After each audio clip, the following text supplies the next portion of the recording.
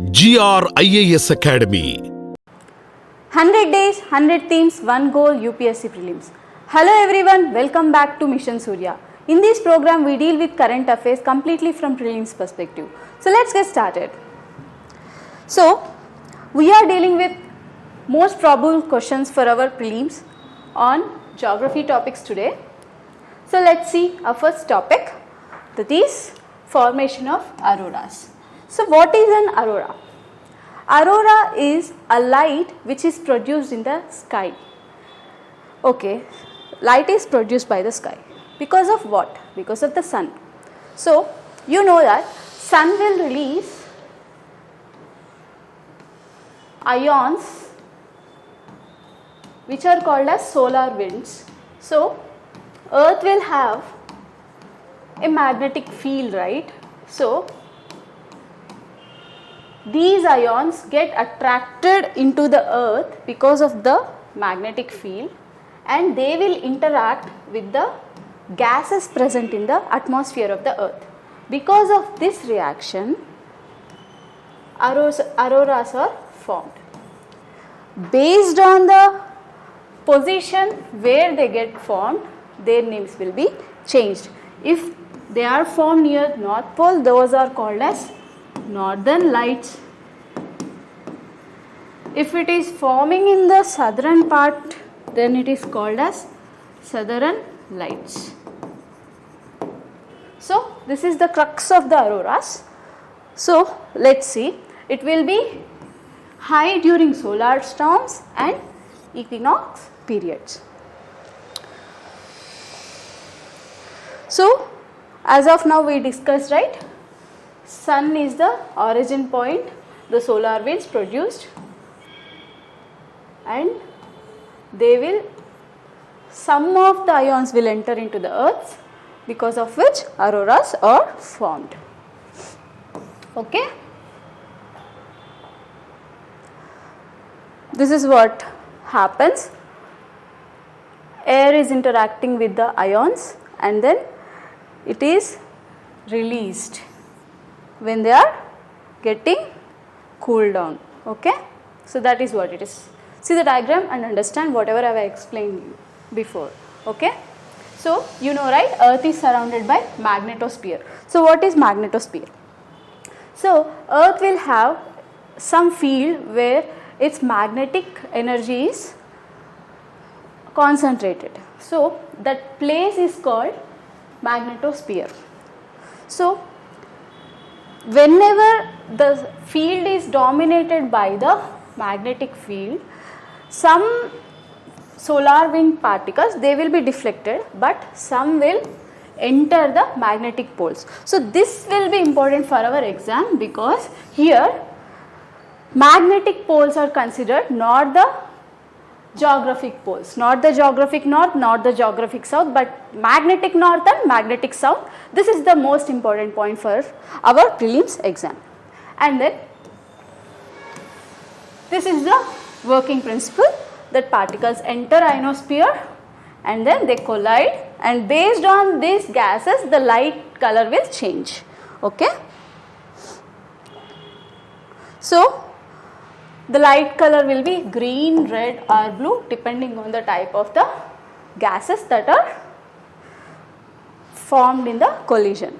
And then they are observed in two parts, that is geographic, magnetic north and magnetic south, and regions such as Alaska, Canada, Scandinavia and Greenland.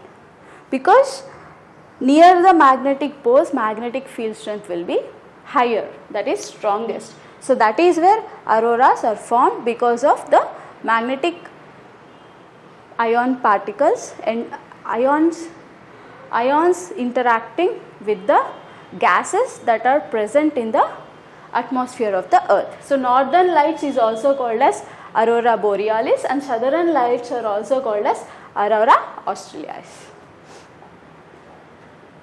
So for us to remember for the exam, they are linked to magnetic poles but not the geographical poles, that is magnetic north and magnetic south. Temperature has no role in the aurora formation. Here the role is only about gases and the ions, and they can occur in summer but are more visible in winter because of the darker skies. And then energy source is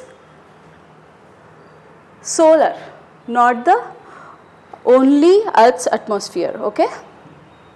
Our next topic is Valles Marineris. It is the largest canyon in the solar system which is present on the Mars. Okay. So they have identified iron sulfate mineral called ferric hydroxy sulfate in the Marineris. Okay. That is why it is in the news. So it is also called as Mariner Valley. It is a interconnected canyon system. And what is its features?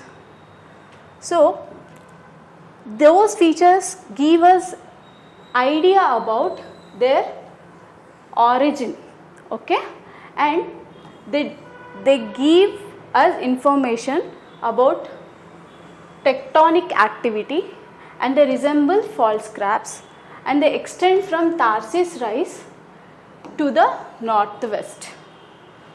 Okay. For you here to remember is only Mariner Valley,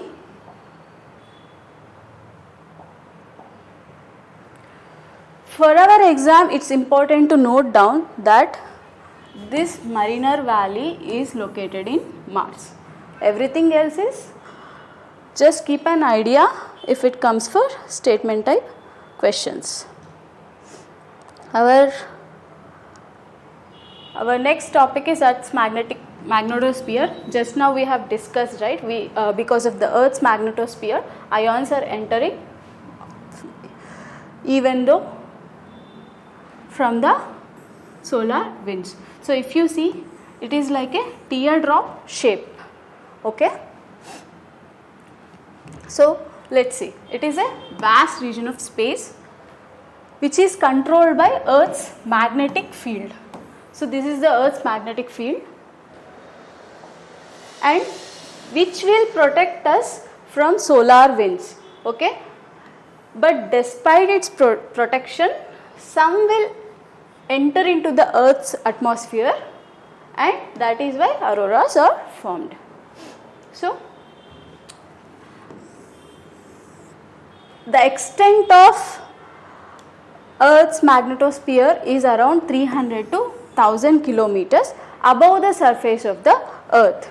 It is above the exosphere and it extends up to 10,000 kilometers. So magnetosphere lies entirely outside of the atmosphere. So the point here to remember is magnetosphere lies entirely outside the atmosphere. Okay.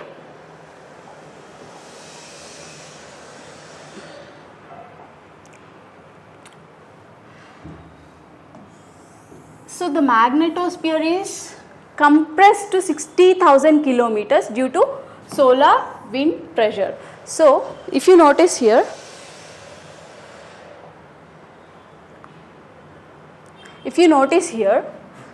here the solar wind structure has been compressed to very small place, but here if you see, it is extended like a tail which gives a teardrop shape. So that is how magnetosphere around the Earth is present. So here for our exam it is very important to note what is its important. So it is very important in the creation of auroras. So auroras formation is caused by Earth's magnetosphere, okay, and it protects us from erosion of the gases, atmospheric gases. So if magnetosphere is not there, atmospheric gases will escape from the Earth's surface, because of which whole life will not exist. So it's very important that the magnetosphere exists for the protection of the Earth's atmosphere, and it will, because of which we can have all the modern amenities, that is for grids, satellites, power grids, satellite communication infrastructure. So everything works because of the presence of magnetosphere. So for every exam, it is very important for us to remember that magnetosphere is governed by magnetic force. Okay, it's not a layer of atmosphere, it is a space region. Okay, and then next topic is paleomagnetism. So what is paleomagnetism? So we are going to study the past of the Earth's magnetic forces. So why we need to study? Because Earth will interchange its magnetic poles in timely periods. So this periodic reversal is proved by paleomagnetism. So this can be proved by tectonics and seafloor spreading theory. So let's see. It is a study of the Earth's part. Okay, this can be preserved in rocks and studied. Okay, and that what is present in the rocks? What we'll study in the rocks? Magnetization, because at certain temperature the magnetization of the rocks becomes permanent.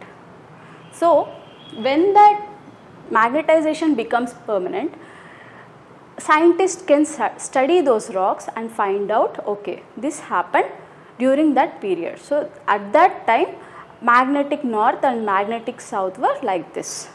So because those magnetite materials will align themselves into magnetic poles of the Earth. So at certain temperature these alignment becomes permanent, right? So this remnant magnetization in the rocks is also called as fossil magnetism.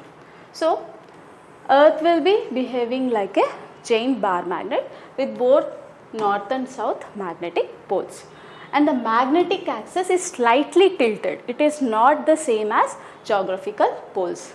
So it will be tilted a bit with respect to the rotational axis, and it has got many polarity reversals. That means north will be reversed to south and south will be reversed to north at periodic intervals of time. So this periodic reversal is studied by scientists, and that is called fossil magnetism. And if you see here, they have given normal magnetic polarity and this is reversed magnetic polarity. So the polarity changes, and this will be studied because of our continental drift theory and seafloor spreading theory. Those prove us that periodic reversal of polarity is happening. Let's see. Molten rocks, they contain magnetic materials called magnetite.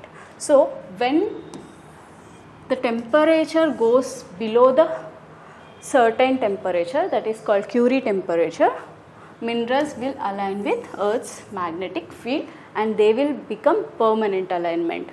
So that's how scientists will come to know the alignment at that certain point of time. So as the rock solidifies, they become permanent. Okay, this is called remnant magnetization. They will study this orientation of the magnetic materials that are present in the rocks, and they construct magnetic fields and continental position. If you notice, they will be similar. Okay, they will be similar at similar timings. So if you see here, opposite places will have same, when they spread, they will carry the same magnetization. So that is how scientists will come to know that the polarity is like that at certain point of time.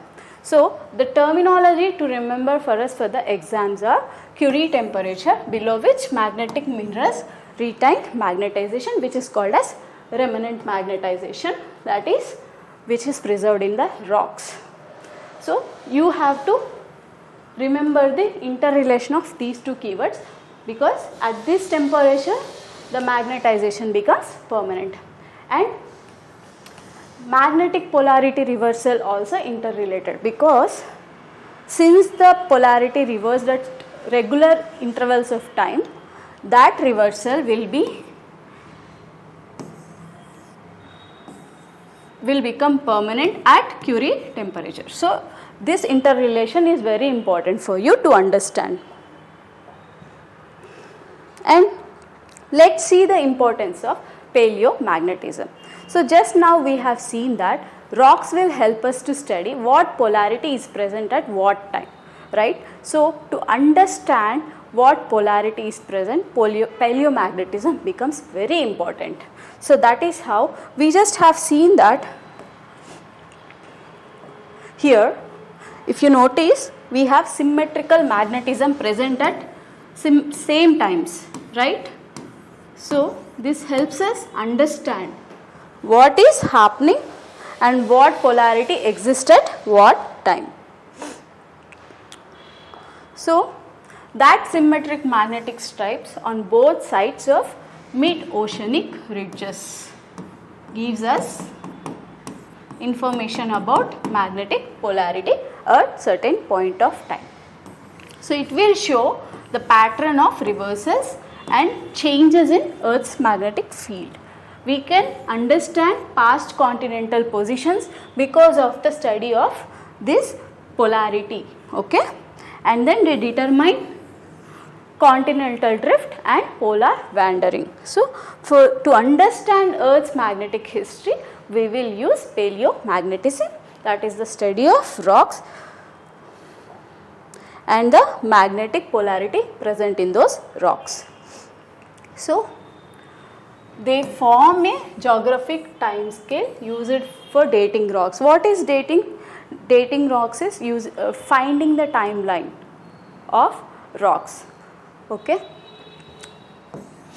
So to understand the tectonic movements, crust formation and mantle processes, we will use paleomagnetism, okay? And let us remember these things already we have studied. Let's give it one more go. So Earth's magnetism,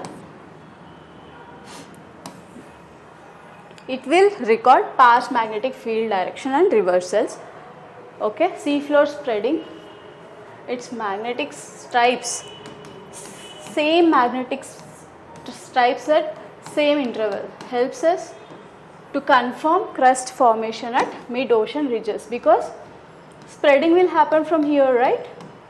So at equal intervals you will have similar stripes which confirms as seafloor spreading theory. What about plate tectonics?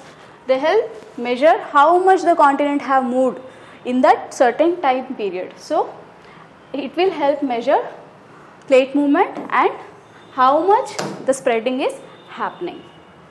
So paleomagnetic is used for these things.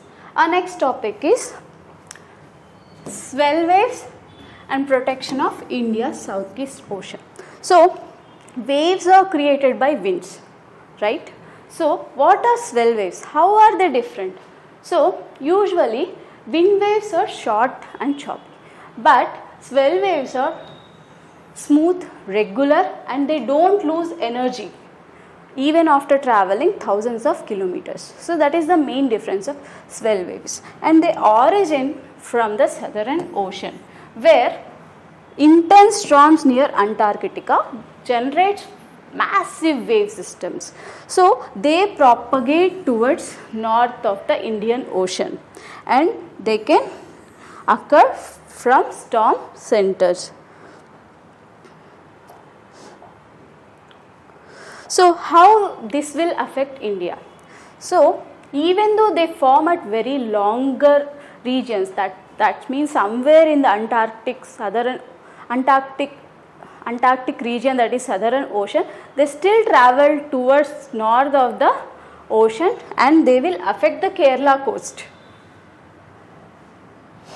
They particularly affect the Kerala's coast even when weather was calm, and causes coastal flooding and erosion.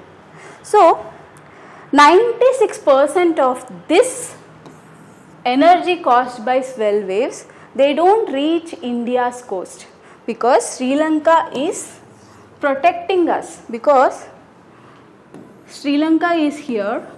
So 96% of swell waves that are generated from the southern ocean are blocked by Sri Lanka, which is why our Tamil Nadu region and Andhra Pradesh region coast are being protected. So INCOIS has simulated this and identified they would have impacted India's east coast a lot if Sri Lanka was absent in the middle. So what we have to remember here for the exam, they are not locally generated and does not dissipate quickly near shore because they travel thousands of kilometers without losing energy, and their origin is somewhere near Antarctica, right? That shows damage can occur even far from the storm centers because it's already affecting Kerala coast.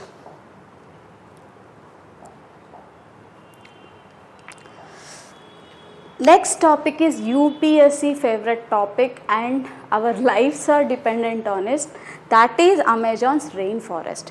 So they are also called as lungs of the earth because they provide so much of oxygen, right? See, if you see here, there are almost 9 countries where Amazon rainforest is spreading, that is almost Brazil, Bolivia, Peru, Ecuador, Colombia, Venezuela, Guyana, Suriname and French Guiana. So all these South American countries, that is 9 countries, have Amazon rainforest.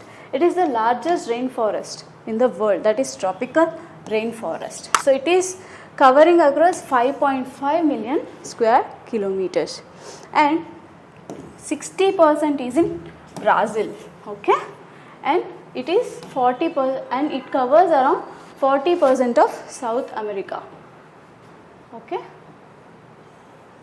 this South America. So it is covering almost 40% of South America. So it harbors around 10% of all known species of earth, okay.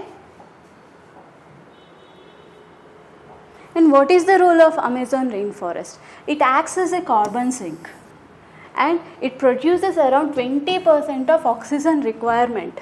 That's why they are called as lungs of the planet. And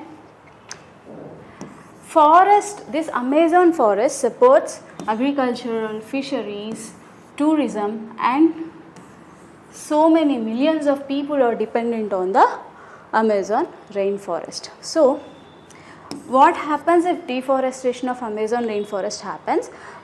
It will affect biodiversity, carbon cycles and weather systems. Since 20% of oxygen requirement is met by Amazon rainforest, any damage to this forest will affect total world in terms of weather, climate, biodiversity and whatnot, okay. So what do we have to remember here? It is very difficult to replace these tropical forests. Immediately we cannot replace because they are so old and they are slow growth. So it's very difficult for us to conserve them if deforestation is done for Amazon rainforest. And then the pleasant sights of living root bridges of Meghalaya. So they are constructed by tribes of Meghalaya, Khasi and Jaintia tribes. And these are done from rubber tree. These are roots of the rubber tree. And what is the method for constructing this? Root bridges. So bamboo is used for guiding for around 10 to 15 years. That's how living root bridges are formed. Okay, From where to where they are present? They are present mostly in East Khasi Hills and West Jaintia Hills, especially around Cherrapunji waterfalls. You know, right, Cherrapunji waterfalls, it records highest rainfall, and non-great Malinong in Revai village. Even the famous double-decker road bridge is present near Nongriet. You don't have to remember every part of this, just keep an idea. Here the road bridges are constructed from bamboo tree is the most important point for us to remember, and they are built in high rainfall zones where usually the materials other than roots will get rot. Normally wood, right, they will rot because of the highest rainfall recorded over there. So our root bridges are the best materials for our bridges, and they are durable even more than 100 years. So these are the advantages of root bridges. And then comes Noklai Falls. These Noklai Falls, they hit limestone rocks and fall into turquoise pool. So they record tallest plunge waterfall, okay, and they are fed by Surma Meghna rivers and falls into turquoise pool. They are located near Cherrapunji, East Khasi Hills, Meghalaya. For you to remember is here location and tallest plunge waterfall and source. You need to remember this for your exam. And then comes Zero Valley and Mechuka. So Zero Valley, here Zero festival is conducted and it is located near Subansiri district, Arunachal Pradesh. It hosts Zero musical festival and then known for Apatani tribal culture. So for you to remember for the exam is location, that is Subansiri district, and then Apatani tribal culture and Zero music festival. Then our last topic for today is Mechuka. It is located in Shiomi district near the India-China border, and here to remember is it is following Indo-Tibetan culture and Buddhist culture, okay. So these two things you have to remember about Mechuka. So that's all for today. We will continue tomorrow. For detailed notes on this topic, please visit our website using the link given in the description box below. For more videos for preparation on UPSC Prelims and Mains, please subscribe to our YouTube channel and follow us on Instagram and Telegram channels using the links given in the description below. Thank you.